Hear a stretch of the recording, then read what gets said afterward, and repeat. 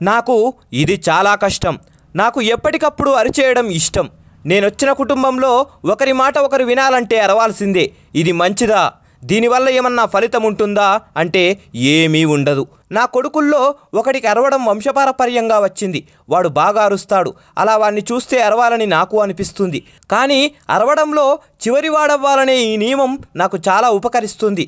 వాడు మొదట అరిస్తే అప్పుడు నేను అరవవచ్చు, కానీ అలా అరవకుండా ఉండడానికే ప్రయత్నిస్తాను.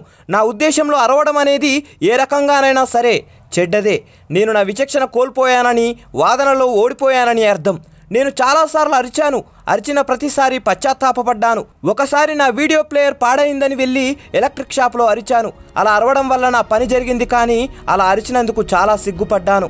ఇలా మీరు కూడా నాలాగా అరిచే గుణం కలవారైతే ఏం చేస్తారు? అటువంటి పరిస్థితి వచ్చి మీకు అరవాలనిపించినప్పుడు ఆ ప్రదేశం నుంచి వెంటనే వెళ్ళిపోవాలి.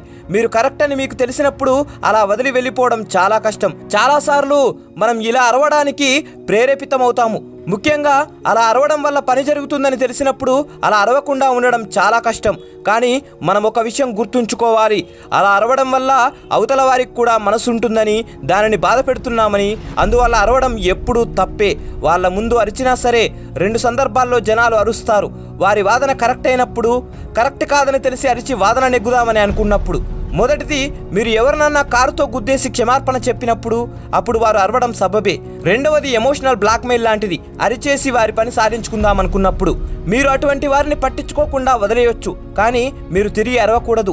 నాకు తెలుసు, చాలాసార్లు అరవడం సబబని, అవసరమని అనిపిస్తుంది. మీ పెంపుడు కుక్క పండుగ వంటని ఎత్తుకుపోతున్నప్పుడు, మీ పిల్లలు వారి గదిని శుభ్రం చేసుకోనప్పుడు, కంప్యూటర్ క్రాష్ అయి రిపేర్ వాడు వెంటనే బాగు చేయనప్పుడు, మీ అందమైన గోడల మీద సినిమా పోస్టర్లు అతికించినప్పుడు, 20 సార్లు ప్రయత్నించిన స్విచ్ బోర్డులో సరైన స్విచ్ను పట్టనప్పుడు, మీరు షాప్కు వచ్చినప్పుడు అది మూసేసినప్పుడు, మిమ్మల్ని కావాలని అర్థం చేసుకోకుండా ఎవరైనా మూర్ఖంగా వాదిస్తున్నప్పుడు, ఇలా ఎన్నో. కానీ నేను అరవకూడదు అనే విషయం పెట్టుకున్నప్పుడు ఇది మీకు ఒక కొలాబద్ధంగా మిగిలిపోతుంది.